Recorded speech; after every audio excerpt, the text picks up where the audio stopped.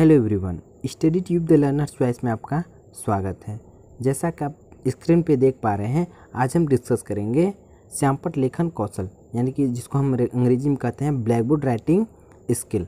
Black board writing skill को आज हम डिस्कस करेंगे, जो कि माइक्रो टीचिंग यानी सूक्ष्म शिक्षण का एक महत्वपूर्ण कौशल है। श्यामपट्ट कौशल के घटक, सबसे पहला हमारा है ए में लेखन की स्पष्टता, यानी कि जो भी हम लेखन कार्य कर रहे हैं उसमें स्पष्टता होनी चाहिए।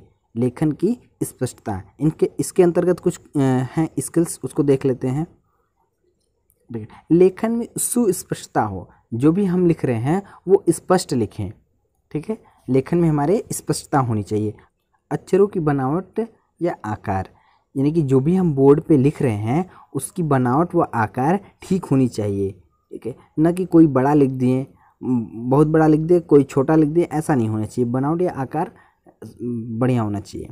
अक्षरों शब्दों के बीच समान अंतर, जो भी हम बोर्ड पे लिख रहे हैं उनके बीच समान अंतर होना चाहिए। जो भी अक्षर या शब्द लिख रहे हैं उनके बीच समान अंतर होना चाहिए, न कि हमने एक यहाँ लिख दिया तो दूसरा हमने यहाँ लिख दिया, ऐसा नहीं होना चाहिए। अगर हम एक यहाँ लिख रहे हैं तो दूसरा यहाँ लिख रहे हैं, फिर तीसरा हमको लिखना हुआ तो एक निश्चित दूरी पे लिखेंगे, न कि बहुत दूर लिख देते हैं, ऐसा नहीं होना चाहिए।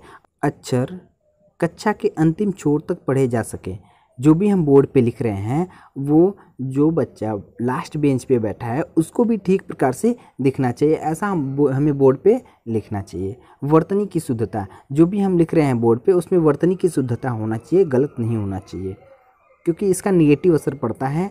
अगर आप गलत लिखेंगे तो बच्चा भी गलत सीख जाएगा। ठीक है, आइए आगे देखते हैं। श्यामपट्ट कौशल के घटक पार्ट बी। ठीक है, श्यामपट्ट कौशल के घटक पार्ट बी, इसमें है श्यामपट्ट कार्य का स्पष्ट लेखन। ठीक है, जो भी हम श्यामपट्ट पे लिख रहे हैं वो उसका स्पष्ट लेखन होना चाहिए।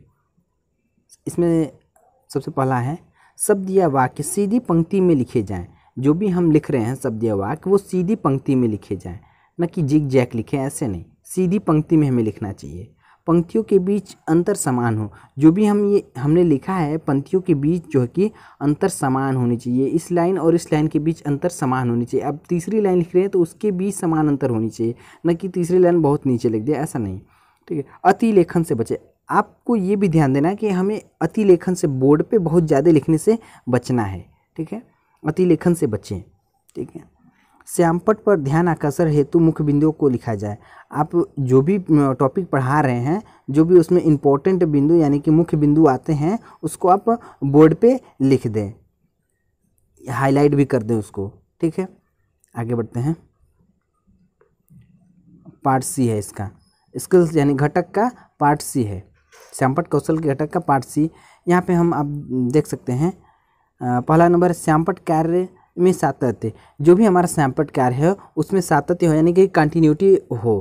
ठीक है, श्यामपट्ट कार्य का औचित्य, जो भी हम लिख रहे हैं उसका कुछ औचित्य होना चाहिए, न कि हम कुछ भी ऐसे लिखते चले जाएं, उसका औचित्य होना चाहिए। ठीक है, पाठ से संबंधित सभी बिंदुओं को क्रमबद्ध लिखना है। जो भी हमारे पाठ से संबंधित है, जो भी विषय वस्तु हम पढ़ा रहे हैं उससे संबंधित जो भी बिंदु है उसको क्रमबद्ध लिखना चाहिए, नहीं कि एक हमने दाएं साइड लिख दिया तो दूसरा बाएं साइड लिख दिया, ऐसा नहीं। एक क्रमबद्ध हमारा होना चाहिए कि सीक्वेंस में लिखें। ठीक है, चित्र या रेखा चित्र की उपयोगिता, जहाँ पे हमें रेखा चित्र या चित्र की उपयोगिता है उसको दिखाना चाहिए। ठीक है, अगर हमें कोई ग्राफ बनाना है तो हमें ग्राफ बना करके दिखाना चाहिए बोर्ड पे।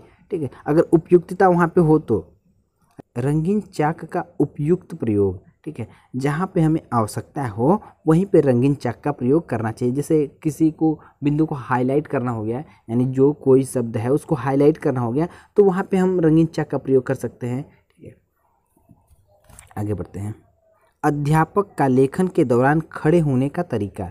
जो भी अध्यापक है, लेखन के दौरान उसका खड़े होने का तरीका ठीक होना चाहिए, क्योंकि हमें लेखन के दौरान बच्चों पे भी ध्यान देना होता है।